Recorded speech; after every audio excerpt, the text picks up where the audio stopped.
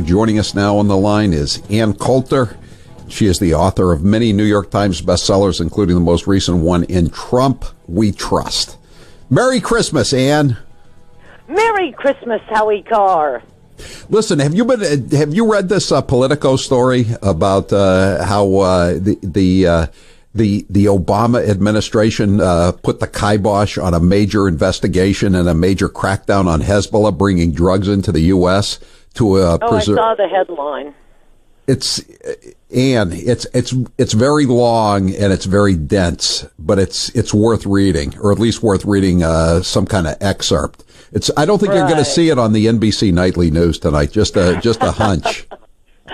No, it's funny as a dedicated hate watcher. As you know, I'm normally watching MSNBC and CNN, and then I'll switch over to Fox News. And for the last 5-10 years, certainly 5 years, it's like they're reporting in different countries, completely different stories. It is like you were in two different countries. I think it was Thursday night, I got in from getting my Christmas tree, and finally all the cables had come together in joy and harmony and unity. They all hate Omarosa.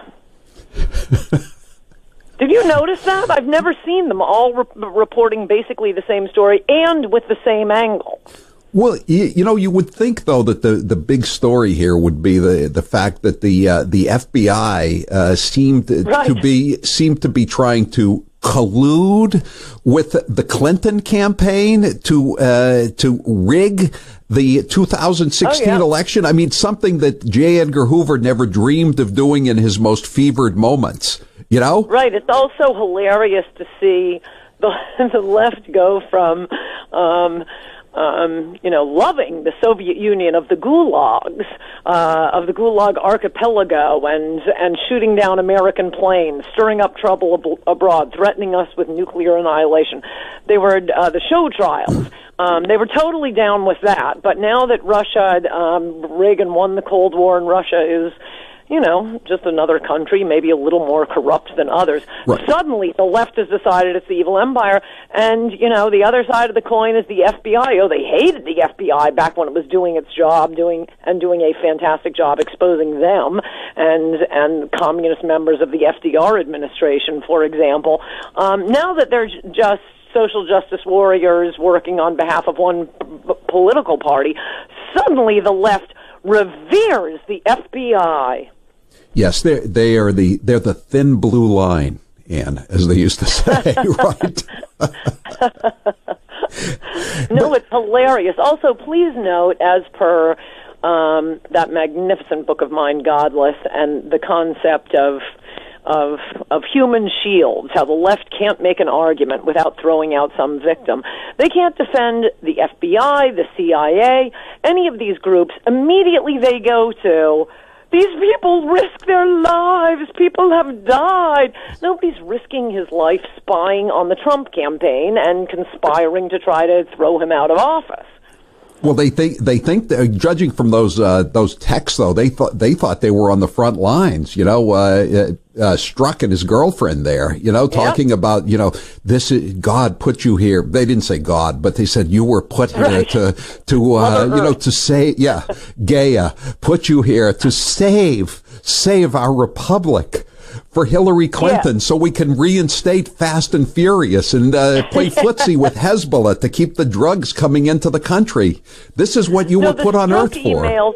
The Strzok emails are really amazing. I mean, I have to break from my hate watching of MSNBC and CNN because they don't mention it except to describe, sort of vaguely with no details, a general, and the right wing is attacking the FBI. Those Strzok emails are shocking. It's really shocking that he and by the way, not girlfriend. I was about to say girlfriend. It's not his girlfriend. It's his mistress. He was married. No, they're cleaning this whole thing up. I realize that isn't the political component to this, but why are we protecting this guy? He's a sleazebag, and although the political import of the you're where you are as an insurance policy, just in case Trump gets elected. We'll still, obviously, the import being that we'd still be able to take him out with some phony Russia investigation.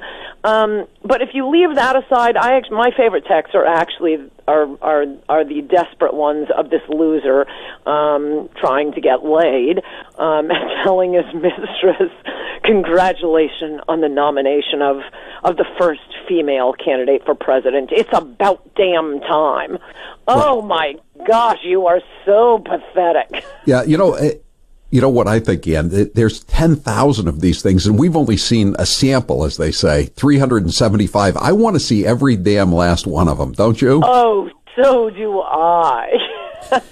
And I love the way it's portrayed, as you keep saying that, we're in two different worlds as far as the media is concerned. And the only way this is played for the New York Times and CNN is all this Republicans pounce on text. That's the only. I mean, there's nothing about what's in the text. Like they've got this plan to overthrow the election if Donald Trump wins. It's Republicans pounce on proof that the FBI was planning to overthrow the results or overturn the results of the election. Yes. Here's an Ann Coulter rule for you. Whenever you don't get the details don't help them. When you're getting details, the details help them and the general point doesn't. But be very suspicious when you're not getting details. There's a reason for that. Yeah, and this is the case with the Politico story here about Hezbollah. Here, let me just read you one part of this, Ian. And again, this is just one little tiny part of the story. Ali Fayed, a Lebanese arms dealer and suspected top Hezbollah operative whom agents believed reported directly to Russian President Vladimir Putin. He was arrested by the Czechs in 2014 and he was indicted in the U.S. for planning the murders of U.S. government employees. But the Obama administration did nothing to push for extradition. Instead, he was sent back to Lebanon, where he's back up to his terrorists. And again, this is a guy who's in cahoots with Vladimir Putin, and we had indicted him. We didn't extradite him because it might have screwed up the deal with the Iranians, and it might have impacted adversely the reset button with Vladimir Putin. So who was really colluding with the Russians here? Was it Donald Trump, or was it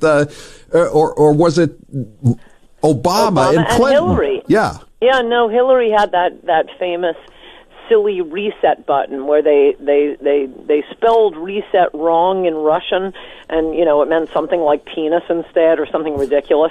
So the poor Russian ambassador didn't really know what to say when she produced a phony reset button to show, that mean Bush administration was so terrible to Putin. It really, it makes your head spin which side they're on with Russia. Are we trying to reset and we love them and Bush was mean to them? Do we love them because we don't mind Stalin's show trials, or are we using it as an excuse for why the beloved Hillary lost the election, and we hate it? And did you watch the testimony of this number 2 guy in the Justice Department last week, Rosenstein? I saw crucial excerpts of it, and I would say that there are a lot of hiring problems throughout the Trump administration. I mean, he might as well be Loretta Lynch or Eric Holder, the way he was stonewalling. I know, but the thing you have to remember about this guy, he was, he has impressive credentials. He was, and conservative credentials. He was president of the Federalist Society at Harvard, but there really is such a thing as the swamp, and so far, as far as I can tell, all of the lawyers the Trump administration has hired have moved from one position in the federal government to another, or they were lawyers for the RNC, and now they're working in the Trump White House. Okay, for people who work in Washington for a living, I'm not necessarily saying they're all bad people, but they're going to be in Washington forever. They will be working with these bureaucrats forever. Trump is going to be there for, at most another 7 years, and then he's out of town. That's the problem with just moving lawyers over from one department to another. Yeah. And there are plenty of good lawyers out there in America. Trump ought to look at them. Well, I mean, they're getting slammed though in these judicial hearings, and the American Bar Association says they're not qualified, and well, it's like everybody. But they're who you know what, Ann? I mean, I hate to be good lawyers I'm talking about. I hate to be. I'm talking about lawyers with far more impressive credentials than Rod Rosenstein. And they have not been hired. Why? Because it's the RNC and Jared Kushner and Paul Ryan doing the hiring. And this guy, he showed up for work every day on time at the RNC. Let's give him a job. There has been way too much shuffling in the administration of a guy who said he was going to clear out the swamp. So clear the swamp out, because this is really not helping you. And weren't you an employee at one point of MSNBC? I was with them their first day on air. That's what I thought. Continued there for about a year, though. I did get fired about once a month, but I was the only one getting boxes of fan mail. So it was the first time most people had seen an actual conservative on TV, as opposed to, and conservative spokesman David Gergen. So I'm not saying I was great. I was getting fan mail because once people got over their shock and picked themselves up off the floor. So the president at the time kept rehiring me. All the the direct line producers kept firing me. So I'm going to ask you then. That was the preface to my question. I guess you're shocked to hear about Chris Matthews being the latest person ID'd as a perv. Well, I will not. All of these are making me laugh hysterically because they are all left-wing men. But having said that, once I recovered from laughing hysterically, I don't believe it. I mean, he has a sort of, you can see with the kind of personality he has. He will say things inadvertently that are politically incorrect. I do not believe he laid a finger on a female, and it's from 1999, but I don't believe it. I'm sure he could say things that were far from PC, but I don't believe that one. I don't believe the Tavis Smiley one. I don't believe the David Corn or Hamilton Fish. So there you go. There you go, liberals. There's really? 3 liberals. You don't believe David Corn? Well, only because all of the allegations, it's not that I think, he's a fabulous guy who I can't imagine. No, it's not that. It's having read the stories. It's all just like, he'd walk past a girl and give her a quick back rub in the office. It's not like he was whipping it out like Weinstein and Halperin and Louis C.K. Okay, well, that was one of the ones I was going to ask you. I was going to go down the MSNBC list, so Halperin you believe. How about Harold Ford Jr.? I haven't read the allegations yet. Well, my favorite one, though, Ann, is, getting back to the two worlds that we live in, the fact that Joy Reid gets to be homophobic when Charlie Crist is the governor of Florida and a Republican, but then he switches parties and becomes a Democrat, and she has to issue a groveling apology to him. How MSNBC is that, Ann?